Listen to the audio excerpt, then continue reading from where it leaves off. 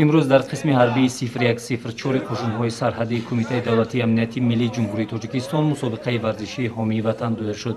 در این مسابقه خوانندگان مؤسسه‌های تعلیمی شهر اشتراک کردند. مسابقه حامی وطن از روی شرط‌های گوناگون از قبیل دویدن، بندکشی، وزنبرداری، تیرپرانی، جابجاکنی یراق آتشفشان و فوتبال بازی صورت گرفت.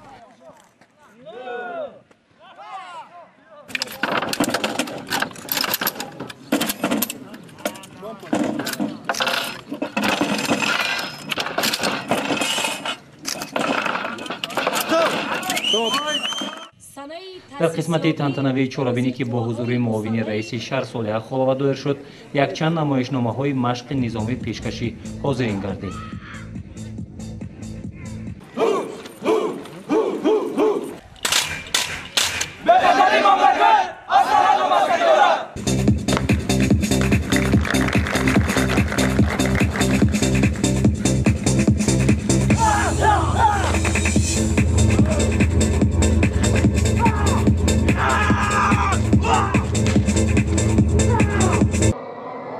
معاون رئیس شهر صالح خالوا کلی سربازان را با 24مین سالگرد تأسیسیابی روزی ارتش ملی جمهوری تاجیکستان تبریک کرد.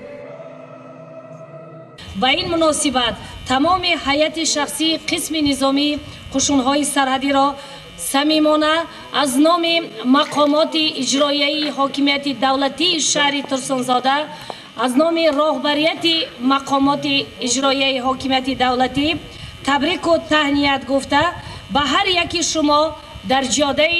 امنیت و آرامی دولت صاحب استقلالمان صحتمندی و خوشبختی و سربلندی و برار کار را آرزو می نماییم. امسال از تأسیسیابی ارتش ملی کشورمان 24 سال سپری می شود و در این مدت کوتاه تاریخی جزو تامهای مملکت به نیروی قدرتمند نظامی محافظ صلح و ثبات و فضای آرام و آسوده مملکت تبدیل یافته حالا به وطن و خلق خود صادقانه خدمت کرده ایستادند.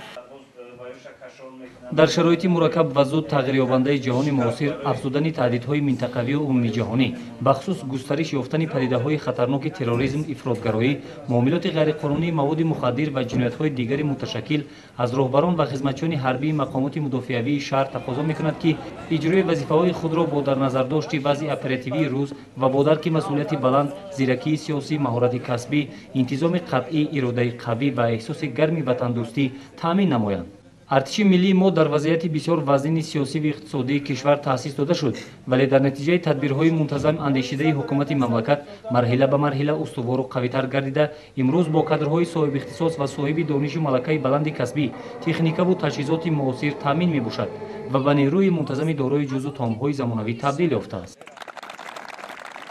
در پایان مسابقه مذکور به فعالان قسم نظامی از نام راهبریت شهر و کمیسریت حربی سپاسنامه‌ها اینچنین تحفه‌های خاطروی سپارده شد.